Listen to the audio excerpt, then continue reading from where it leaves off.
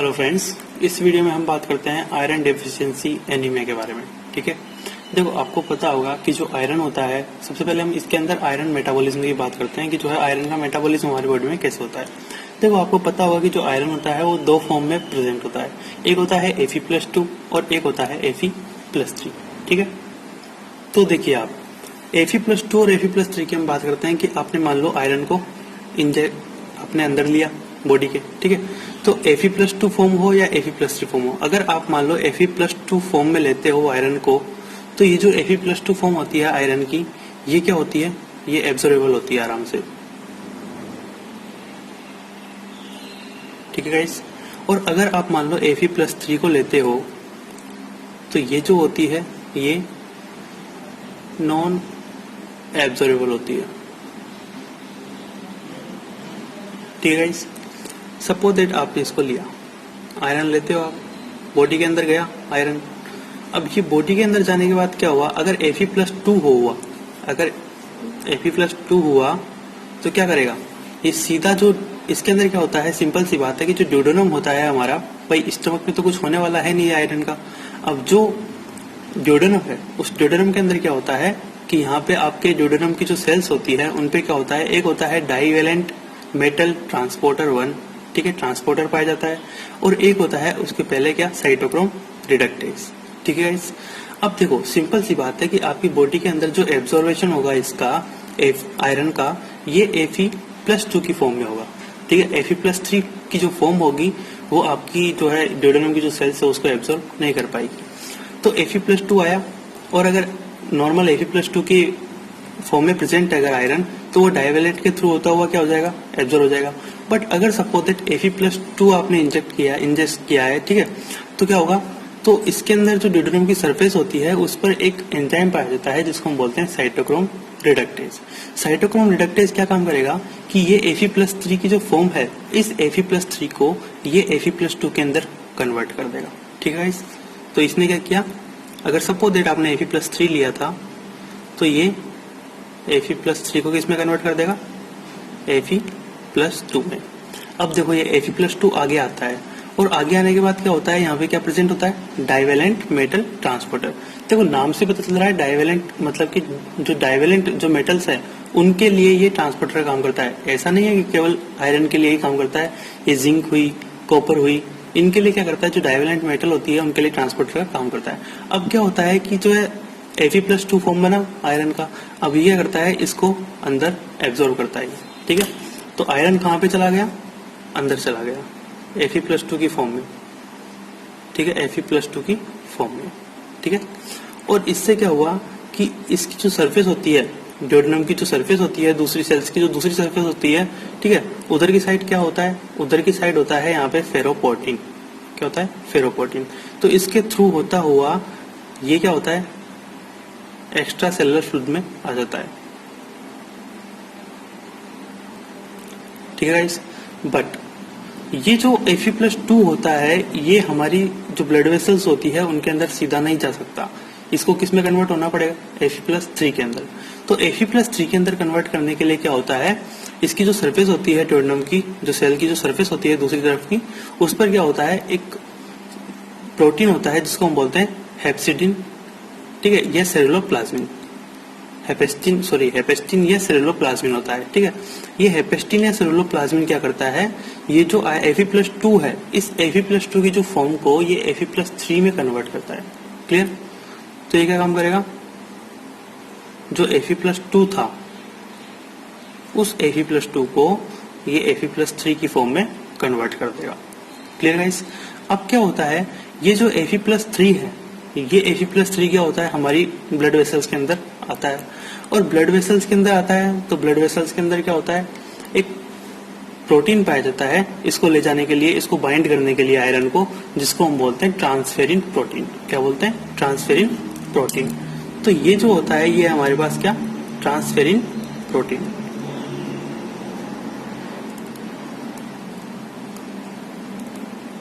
Clear guys, अब क्या होता है कि जो ट्रांसफेरिन प्रोटीन होता है, इस ट्रांसफेरिन प्रोटीन पर क्या होता है, 6 बाइंडिंग साइट होती है। इसका मतलब क्या है कि इसकी 6 जगह से ये Fe+3 अटैच हो सकता है। क्लियर, बट क्या होता है नॉर्मल कंडीशन में अगर हम बात करें तो ये क्या होता है, इसकी दो सरफेस पर ही इस आयरन को अटैच कर पाता है, इसकी पूरी की पूरी सरफेस पे अटैच नहीं हो पाता आयरन। ठीक है, तो सपोज दैट ये आयरन आया ब्लड वेसल के अंदर, मैं इसको स्टार से शो कर रहा हूँ, और ये यहाँ पे आके अटैच हो गया। क्लियर, दो जगह पे आके अटैच हो गया। आपको पता है कि ब्लड वेसल्स है, ब्लड वेसल्स के अंदर क्या है, ब्लड का फ्लो इधर की तरफ है मान लो, तो ट्रांसफेरिक भी इधर ही मूव करेगा ब्लड के साथ साथ। ठीक है, तो इधर से क्या हुआ, ये भी आयरन भी इसके साथ मूव करने लग जाता है। Clear guys. अब क्या होता है, सपोज दैट जब ये बोन मेरो में या फिर लिवर के अंदर पहुंचता है आयरन, मतलब जब ये ब्लड यहाँ पे पहुंचता है बोन मेरो में या फिर लिवर में, तो ये हमारे पास लिवर या बोन मेरो की सेल्स है। ठीक है, बोन मेरो की मैक्रोफेज जो सेल्स होती है वो आयरन को काम में लेती है, या फिर अगर हम बात करें लिवर के अंदर क्या होता है कि लिवर के अंदर जो पेरेन्काइमल सेल्स होती है वो इस आयरन को काम में लेती है। तो होता क्या है कि जो इनकी जो सेल्स होती है, जैसे कि मैक्रोफेज रही या फिर पेरेन्काइमल सेल रही, इन पर क्या होता है, एक स्पेशल टाइप के रिसेप्टर पाए जाते हैं जिनको हम बोलते हैं ट्रांसफेरिन रिसेप्टर। Clear guys. तो ये क्या है, अगर मैं इसकी बात करूं तो ये हो गया हमारे पास ट्रांसफेरिन रिसेप्टर।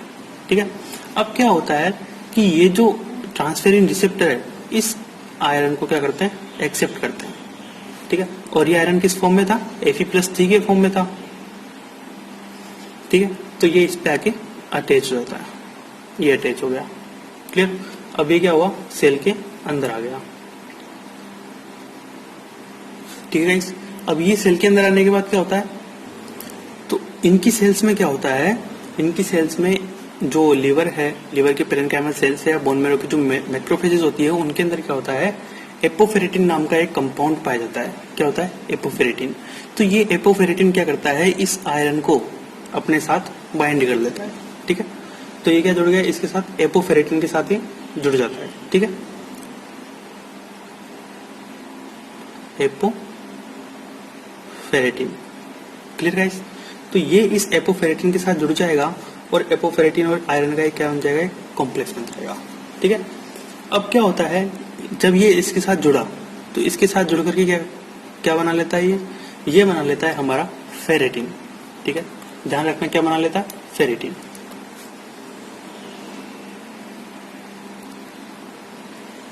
ठीक है, क्लियर गाइस। तो ये फेरेटिन के रूप में क्या होता है, आयरन जो है स्टोर रहता है। ठीक है, अब सपोज दैट अगर मान लो फेरेटिन की कंसंट्रेशन क्या होती है, सेल के अंदर बढ़ जाती है, तो ये फेरेटिन क्या होता है, ये किस में कन्वर्ट हो जाता है, हीमोसिडेरिन के अंदर कन्वर्ट हो जाता है। आपने नाम सुना होगा हीमोसिडेरिन। ठीक है, तो ये जो फेरेटिन है, अगर सपोज दैट इसके सेल्स के अंदर अगर इसकी कंसंट्रेशन बढ़ जाती है तो इसमें किस में कन्वर्ट हो जाएगा, ये कन्वर्ट हो जाएगा हमारे पास हीमोसिडेरिन के अंदर। क्लियर गाइस, यहाँ तक समझ में आएगा।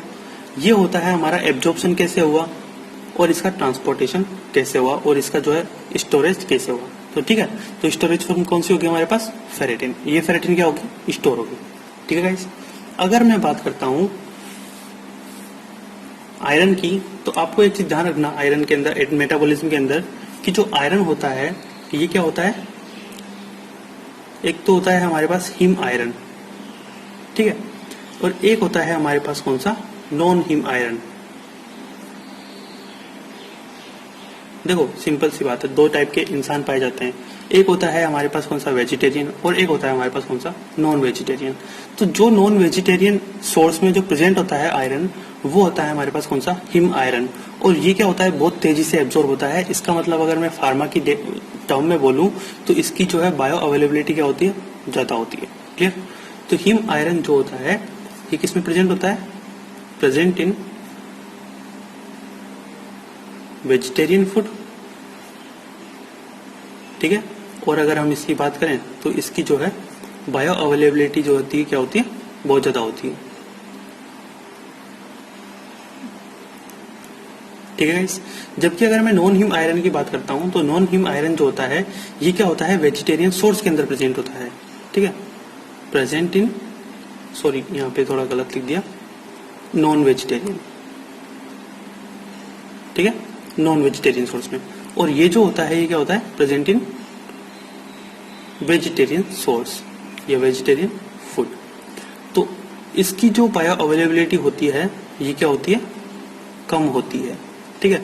इसलिए इस आयरन डेफिशिएंसी का खतरा जो होता है वो किसको ज्यादा होता है, वो वेजिटेरियन प्राणियों को ज्यादा होता है, ठीक है। Clear guys. अब देखो, आप यहाँ पे पढ़ते हो कि जो है पूरी प्रोसेस कहाँ पे हो रही है, ड्यूoडेनम के अंदर।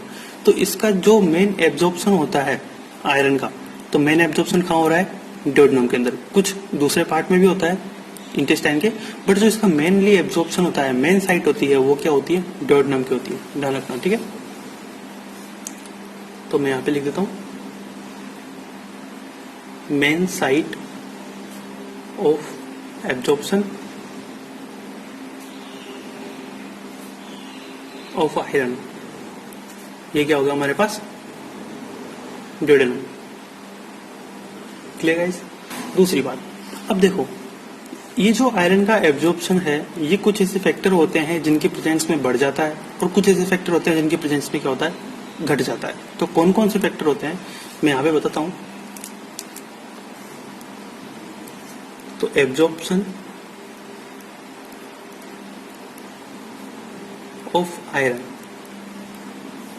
इंक्रीज बाय, और एक हम बात करेंगे यहाँ पे absorption of iron decrease by, ठीक है गाइस।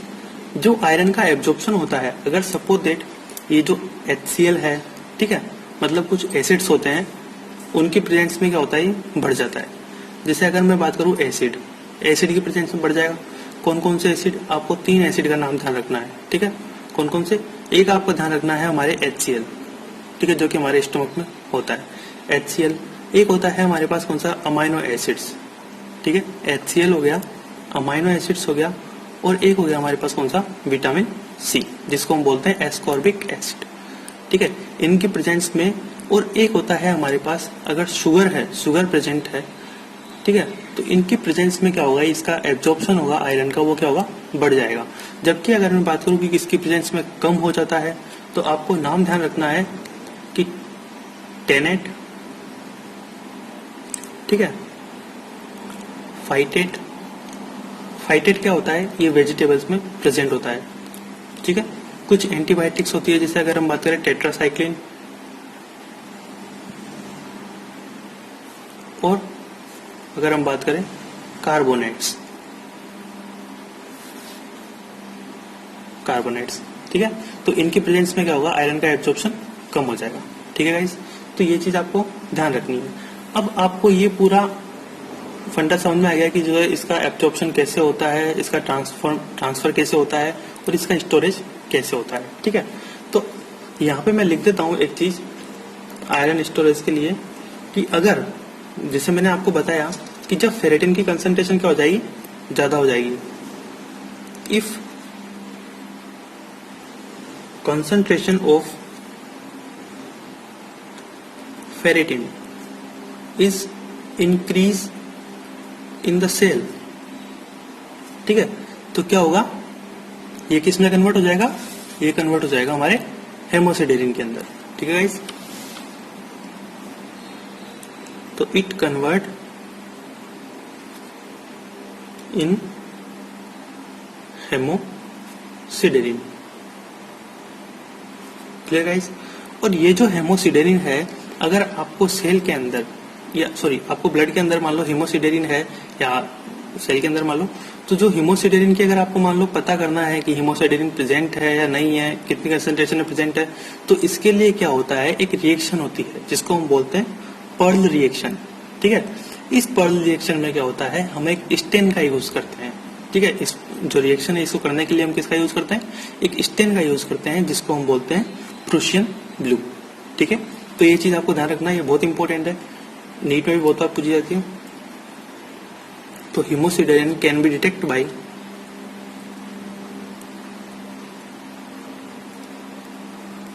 पर्ल रिएक्शन, ठीक है, पल्स रिएक्शन, ठीक है। और ये जो पल्स रिएक्शन होती है, इसके अंदर क्या होता है, हम किसका यूज करते हैं,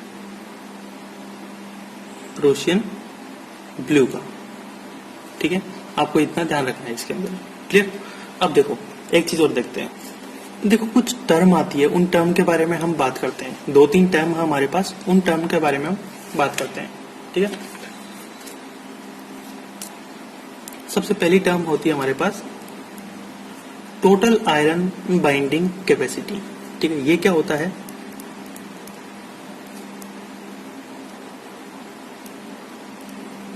टोटल आयरन बाइंडिंग कैपेसिटी। ठीक है गाइस, एक टर्म तो ये होती है जिसको हम शॉर्ट में बोलते हैं TIBC। ठीक है, एक होता है हमारे पास परसेंटेज ट्रांसफेरिंग सैचुरेशन। ठीक है, और एक होता है हमारे पास सीरम आयरन। ठीक है गाइस, अगर मैं बात करूं एक नॉर्मल पर्सन के अंदर, आपको पता है एक नॉर्मल पर्सन में क्या होता है कि जो ट्रांसफेरिन होता है, इस ट्रांसफेरिन पे कितनी है? 6 साइट है। ठीक है, अगर सपोज दैट ये 6 की 6 साइट, नॉर्मली क्या होता है 2 साइट पर ही अटैच होता है आयरन, बट अगर मान लो पूरी 6 की 6 साइट पे अटैच हो गया, ठीक है, और पूरा जो 6 की 6 साइट पे जो है अटैच हो गया और पूरा ट्रांसफेरिन जितना भी है वो पूरा का पूरा क्या हो गया, इसकी साइटें पूरी फिलअप हो गई। ठीक है, तो इस कंडीशन में अगर हम बात करें तो जो आयरन होगा वो आयरन कितनी अमाउंट में होगा, वो होता है हमारे पास कौन सा? Total iron binding capacity. मतलब कितनी कैपेसिटी है आयरन को बाइंड करने की ट्रांसफेरिन की, वो होता है टोटल आयरन बाइंडिंग कैपेसिटी। और ये कितनी कैपेसिटी होती है? ये होती है हमारे 300 to 360 माइक्रोग्राम पर डेसीलीटर। Clear guys? दूसरी बात, अगर हम बात करें परसेंटेज ट्रांसफेरेंस सैचुरेशन के बारे में, अब देखो आपको पता है होने को तो 6 साइट है पर अटैच कितने पे हो रहा है? सिर्फ 2 पे। मतलब इसका जो 1/3 पार्ट है 6:2, ठीक है, तो कितना? ओनली 1/3 पार्ट जो हो रहा है वही क्या हो रहा है? सेचुरेट हो रहा है ट्रांसफेरिन का। तो ये हो गया परसेंटेज ट्रांसफेरिन सैचुरेशन। ठीक है, तो इसकी अगर हम बात करते हैं तो कितना हुआ? 1/3 हुआ, मतलब कितना हुआ? 33%। ठीक है, अगर परसेंटेज की फॉर्म में लिखेंगे तो कितना आ जाएगा? 33%। ठीक है, अब ये तो है हमारी नॉर्मल कंडीशन की बात। अब अगर सपोज दैट ट्रांसफेरिन 33% सेचुरेशन है, ट्रांसफेरिन कहाँ पे है? ब्लड के अंदर है। ठीक है, तो ब्लड में जो आयरन होगा वो कितना होगा? इसका 33%। ठीक है, तो वो जो होगा वो क्या होगा? Serum iron. अगर मैं इसका 33% देखता हूँ, नॉर्मली बात करते हैं हम, तो ये कितना हो जाएगा? ये हो जाएगा हमारे 120 माइक्रोग्राम पर डेसीलीटर। Clear guys? तो ये होता है हमारे पास सीरम आयरन। ठीक है, तो इतना क्लियर है? ठीक है, अब आप इसके अंदर एक चीज और ध्यान रखना, क्या? कि जो बोन मेरो में फेरेटिन होता है, ठीक है, बोन मेरो फेरेटिन एक्चुअली होता क्या है कि ये जो बोन मेरो के अंदर फेरेटिन प्रेजेंट है, ये बोन मेरो के अंदर फेरेटिन क्या होता है? ये सीरम फेरेटिन के साथ क्या होता है? इक्विलिब्रियम बना लेता है। ठीक है, मतलब सीरम के अंदर फेरेटिन और बोन मेरो का जो फेरेटिन है वो आपस में क्या होता है? इक्विलिब्रियम बना लेता है। अब ये किस में फायदा करता है हमें? देखो सिंपल सी बात है, अगर मान लो आपको आयरन का स्टोरेज चेक करना है किसी पेशेंट के अंदर, तो आपको क्या करना पड़ेगा? बोन मेरो के अंदर बोन मेरो का सैंपल लेना पड़ेगा, और वो क्या होता है? बार बार लोगे तो परेशानी वाला होता है। इस वजह से क्या होता है कि अगर हम नॉर्मली ब्लड का सैंपल भी लें और उसके अंदर भी क्या करें? फेरेटिन को चेक करें, तो वो स्टोरेज भी, वो जो वैल्यू आती है वो उतनी ही आती है जितने की क्या होती है? बोन मेरो का फेरेटिन होता है। क्यों? क्योंकि बोन मेरो के फेरेटिन और जो सीरम फेरेटिन है, इन दोनों में क्या होता है? इक्विलिब्रियम बन जाता है। ठीक है इस, तो ये ध्यान रखना। ये किस में हेल्प करता है? ये हेल्प करता है हमें use for routine investigation of storage amount of iron. Clear guys? अब एक चीज और मैं बताना चाहता हूं यहाँ पे कि मैंने अभी आपको 2 चीजें बताई, एक बताया फेरेटिन और एक बताया ट्रांसफेरिन। ट्रांसफेरिन है हमारे ब्लड में प्रेजेंट, ठीक है, वो ले जाने का इनका काम कर रहा है, और जो फेरेटिन है हमारे स्टोरेज करने का काम करता है आयरन को। तो सिंपल सी बात है कि देखो ये दोनों चीजें जो होती है एक दूसरे के इनवर्सली चलती है। ठीक है। अगर सपोज दैट मान लो बोन मेरो के अंदर या फिर लिवर के अंदर कुछ भी हो, अगर ट्रांसफेरिन का अमाउंट कम हो गया, मतलब आयरन का अमाउंट कम हो गया, तो बॉडी क्या करेगी, हमारे ट्रांसफेरिन को बढ़ा देगी। ट्रांसफेरिन को बढ़ाएगी कि तुम जो है ज्यादा से ज्यादा आयरन लेके आओ, हमें स्टोर करना है। और अगर सपोज दैट हमारे पास फेरेटिन अमाउंट बहुत अच्छा है, ठीक है, तो हमारी बॉडी क्या करेगी, ट्रांसफेरिन को बोल देगी कि तुम आयरन को ट्रांसपोर्ट करना कम कर दो या बंद कर दो, ठीक है, क्योंकि हमारे पास सफिशिएंट अमाउंट में क्या है, आयरन है। तो ये दोनों जो होते हैं एक दूसरे के इनवर्सली चलते हैं, ठीक है। तो ये चीज आपको ध्यान रखना है, यहाँ पे आगे जाकर के काम आएगी। Ferritin is inversely proportional to transferrin, ठीक है, क्लियर। इतना ध्यान रखना। ये जो है हमारे क्या हुआ, ये हमारे आयरन मेटाबॉलिज्म के बारे में बात हुआ है। अब हम हमारे main topic iron deficiency anaemia की नेक्स्ट वीडियो के अंदर बात करें, ठीक है guys. Thank you watching for this video. I hope आपको पूरा समझ में आ गया होगा, और अगर आपको ये वीडियो अच्छा लगा तो प्लीज आप इस वीडियो को लाइक करें, चैनल को सब्सक्राइब करें, शेयर करें और प्लीज कमेंट करके जरूर बताएं। Thank you.